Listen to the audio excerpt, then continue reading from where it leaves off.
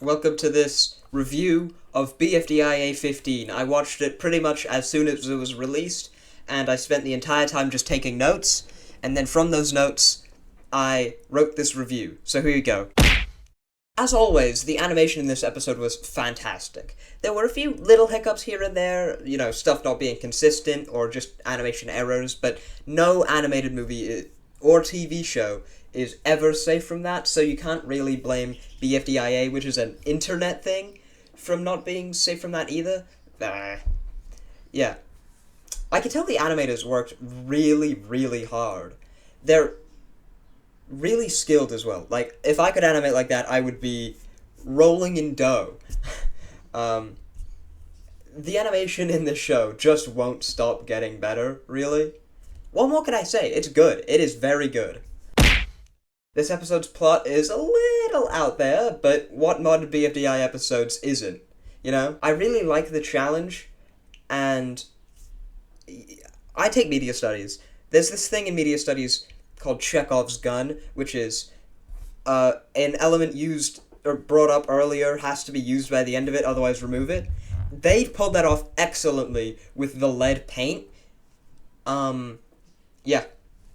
Where at the beginning they mentioned that this birdhouse is coated in lead paint, and then later in the episode, that lead paint came into play and was actually a major plot point. That was excellent. And it was in the third act, which is when you're supposed to do Chekhov's gun. Yeah. They don't usually do that in BFDI.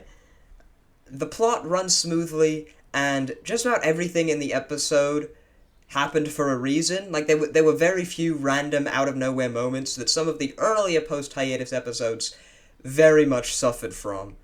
There were still a few, though. They weren't too egregious, but they were there. The episode was engaging. I didn't once pull out my phone to do something else. My eyes were glued to the screen. However, that is possibly because I was paying close attention because I was writing this review. Like, I was trying to make this review as detailed and accurate as possible, and so I was kind of forcing myself to focus on it. If I was watching it without having done that, I don't know if that would have happened as well. The voice acting was, in large part, excellent. Nobody had noticeably worse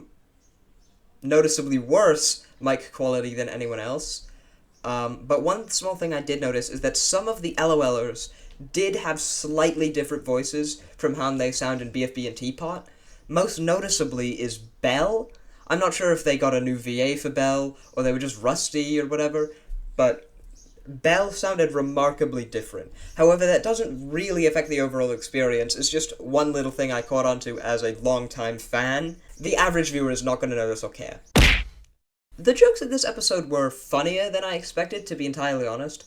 I found myself exhaling out of my nose multiple times, which is something I never do in BFDI. The standout examples of funny jokes were when Cake said, "My life is at stake," and then immediately it cut to Cake at stake.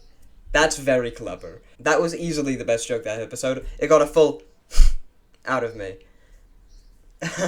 And then also at the end, when they were in the water droplet and they kept shrinking each other, and then they would pause, and then go back to shrinking, and then pause. That was very funny also, for BFDIA standards at least. It was funnier every time they did it. It was the perfect build-up. Personally, I would have stopped after 3, but then they wouldn't have been able to get to the atomic level, but that's just me as I'm very big into the rule of threes thing, which is you only tell a joke 3 times in one episode, otherwise it's not funny anymore, but they didn't do that, and it worked out, so. I really liked the references to the 2008 hit video game Spore. I love that game, and it was super cool seeing a reference to it in BFDIA. I also like that they took the old joke of Blocky's Funny Doings International and updated it to be a BFDIA thing. That could be considered under the humor category, but I didn't find it funny, I just found it neat. Yeah, that's all I have for other notes. In my reviews, I want to give every episode a review from 1 to 5 nickel plushies. Overall, this episode was great. It was entertaining. I was entertained at the very least. I might have handled the elimination, where just suddenly oh, that team won, I guess, just suddenly. You know, I maybe would have done that differently, which I didn't mention in this review, but just popped into my mind just now.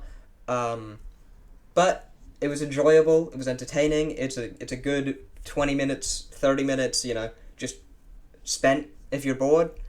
I'll give it a solid 4 nickel plushies out of 5. If you enjoyed this review, consider subscribing to this channel and also my gaming channel, and tell me what you want me to review next. I don't know how long it'll be until Inanimate Insanity, the next episode, what is it, 17 is out? But I'll review that for sure. Yeah, see you around.